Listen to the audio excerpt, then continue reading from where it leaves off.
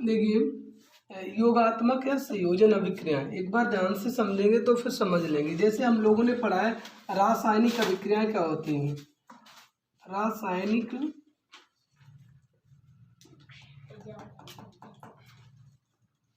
देखिए हम लोगों ने अभिक्रियाएं पढ़ी थी। अभिक्रियाएं क्या होती हैं या रासायनिक अभिक्रियाएं क्या होती है। वे अभिक्रियाएं जिनमें कोई नया पदार्थ बनता है क्या कहलाती हैं, रासायनिक अभिक्रियाएं।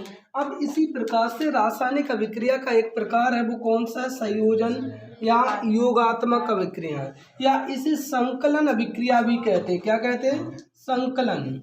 अगर कहीं पे ये लिखा आ जाए तब भी यही है, क्या, संकलन अभिक्रियाएं क्या होती हैं। तो या तो इनका नाम दे दे संयोजन, या दे दी योगात्मक, या दे दे संकलन अभिक्रिया। दिमाग में ये रखना है। अच्छा योगात्मक है, इधर देखिए, चाहे कह ले संयोजन, चाहे कह ले योगात्मक, चाहे कह ले संकलन, इन तीनों का ही अर्थ होता है संयोजन मीन्स क्या होता है, जुड़ना। योगात्मक मीन्स क्या होता है, तब भी जुड़ना, कोई दो या दो से अधिक चीजों को जोड़ दें। और संकलन भी क्या होता है, इकट्ठा करना, किसी का संकलन कर लेना, इकट्ठा कर लेना, ऐसे ही तो होता है। तो मेरी बात सुनिए, इसकी परिभाषा क्या हो जाती है, जब देखिए क्या, जब दो या दो से अधिक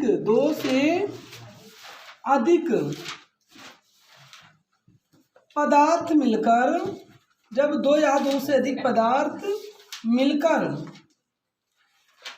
एक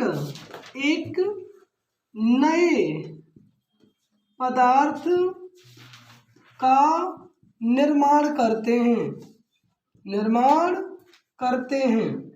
देखिए क्या होती है परिभाषा, जब दो या दो से अधिक पदार्थ मिलकर एक नए पदार्थ का निर्माण कर देते हैं, तो इस ऐसी अभिक्रिया क्या कहलाती है, संकलन अभिक्रिया या संयोजन या योगात्मक अभिक्रिया कहलाती हैं। अगर मैं उदाहरण दूं, देख लीजिए, समझिए उदाहरण को। उदाहरण क्या होता है, जैसे मैंने कहा भाई साहब आपने कार्बन को क्या कर दिया, जला दिया।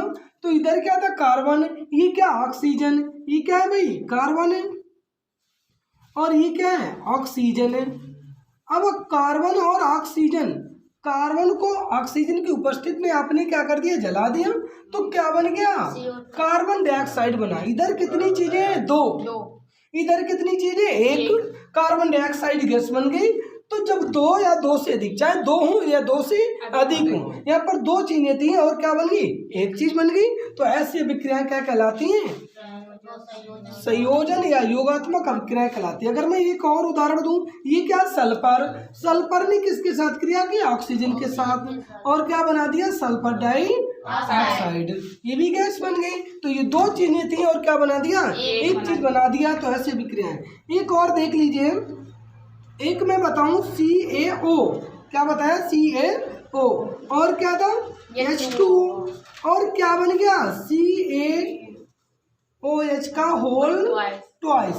इस चीज को समझ लीजिए, आपको और अच्छे से पता हो जाएगा। आपके घर में ये कैसा है, बिना भुजा चूना, कैसा, बिना भुजा चूना, ये बिना भुजा चूना, और ये इसको आप जानते होंगे, ये क्या है, जल। तो बिना भुजा चूना मार्केट से लाए, उसमें क्या मिला दे, जल, और ये कैसा उन्हें खोलने लगता है। तो इसमें जब जल मिला दिया, तो जल मिलने के बाद जो आपका बाद में बचता है, तो उसको जो बाद में बन जाता है उसे क्या कहते हैं, कैल्शियम हाइड्रोक्साइड कहते हैं, या इसी का नाम होता है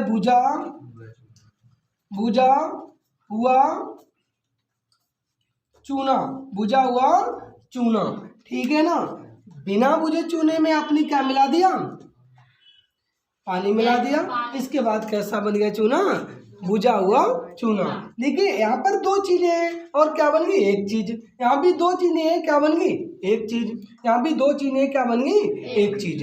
तो इन दोनों का क्या हो रहा है, योग हो रहा है, जुड़ रहे हैं। जब भी दो चीजें या दो से अधिक चीजें जुड़ के एक चीज बनाए, हमेशा कितनी चीज बनेगी, एक चीज बनेगी। तो ऐसी अभिक्रिया क्या कहलाती हैं, संकलन या योगात्मक अभिक्रिया या संयोजन अभिक्रिया कहलाती है। ध्यान रखना, यहाँ पर ऊष्मा और उत्पन्न होती है, तो ऐसे कोई दिक्कत वाली बात नहीं है। क्या समझ पाए, संकलन, योगात्मक या संकलन अभिक्रिया क्या कहलाती है, वे अभिक्रियाएं जिनमें जिनमें दो या दो से अधिक पदार्थ मिलकर एक पदार्थ का निर्माण करते हैं, संकलन अभिक्रिया कहलाती है।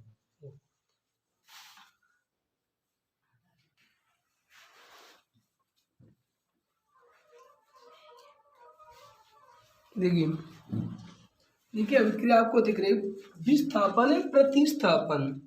विस्थापन को यदि मैं यहाँ से समझाऊं तो आप ये बताइए विस्थापन क्या होता है और प्रतिस्थापन क्या होता है। पहले तो आप परिभाषा देखिए, वे विक्रियाएं जिनमें किसी यौगिक के अणु के किसी एक तत्व का परमाणु या परमाणुओं के समूह के स्थान पर किसी दूसरे तत्व या परमाणु के समूह आ जाता है, विस्थापन अभिक्रियाएं कहलाती हैं। कुछ नहीं समझ में आया कोई बात नहीं, उदाहरण ये दोनों लिखे हैं, ये सेकेंड है, सब कुछ समझ में आने वाला है। एक बार ध्यान से देखिए ये क्या लिखा है, विस्थापन। विस्थापन मीन्स क्या होता है, आपने कभी किसी के सीट पर बैठे हैं, देखिए आप मान लीजिए एक ये मैं यहाँ पर कोई बैठा आर, यहाँ पर हम बैठे, तो मान लीजिए ये आर कहाँ चला गया पता नहीं कहाँ गया, लेकिन ये इसके स्थान पर आ गया, इसने इसका स्थान ले लिया। यहाँ पर अब कौन बैठ गया आके, एम, और इसको यहाँ से हटा दिया। कुछ समझ में आया। जैसे आप किसी सीट पर बैठे थे और कोई एक आया और आपको हटा दिया आके, तो ये अभिक्रिया, ये क्या कहलाएगा, विस्थापन। क्या कहलाएगा, विस्थापन। आपका स्थान ले लेना, आपका स्थान किसी दूसरे द्वारा ले लिया जाए, भाई क्या कहलाता है, विस्थापन। और इसी को समझिए प्रतिस्थापन। प्रतिस्थान मतलब आपका स्थान, प्रति मीन्स होता है दूसरे, किसी दूसरे ने आपका स्थान ले लिया, तो वही क्या कहलाता है, विस्थापन या प्रतिस्थापन कहलाता है। क्या समझ गए। अब ध्यान से देखिए इस उदाहरण में, देखिए फिर परिभाषा को मैं बता दूंगा दोबारा से। ये क्या है, आयरन। आयरन मीन्स आपको पता होना चाहिए क्या होता है, लोहा। लोहा जानते हैं, वही होता है। तो ये आयरन था, आयरन तो अलग है, लोहा अलग है। और एक चीज क्या थी आपके पास, कॉपर सल्फेट, CuSO4 को कहते हैं कॉपर सल्फेट। अब इसने क्या किया, आयरन ने कॉपर सल्फेट कोई विलेनों का कटोरे में मान लीजिए रखा है, उसी में आपने क्या डाल दिया, आयरन डाल दिया। अब आयरन ने क्या किया, इस कॉपर सल्फेट को यहाँ से क्या कर दिया, हटा दिया और इसका स्थान ले लिया। यही क्या कहलाता है, विस्थापन। देखिए यहाँ पर कॉपर सल्फेट के साथ में कौन था, कॉपर था। कॉपर को तो हटा दिया और कौन आ गया, आयरन आ गया। आयरन आ गया और कॉपर को हटा के बाहर कर दिया, तो किसी का स्थान ले लिया, वही क्या कहलाता है, प्रतिस्थापन कहलाता है। इसमें देखिए जिंक ने क्या किया है, कॉपर का स्थान ले लिया। कैसे, देखिए जिंक जुड़ गया, कॉपर हट गया, कॉपर अलग हो गया।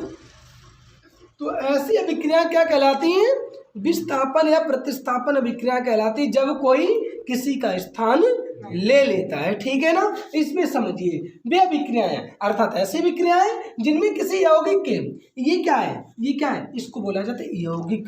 क्या बोला जाता है, यौगिक। मैंने बोला था यौगिक क्या होता है, जब दो या दो से अधिक तत्व मिला दिए जाए, तो ये क्या है, कॉपर सल्फेट यौगिक है।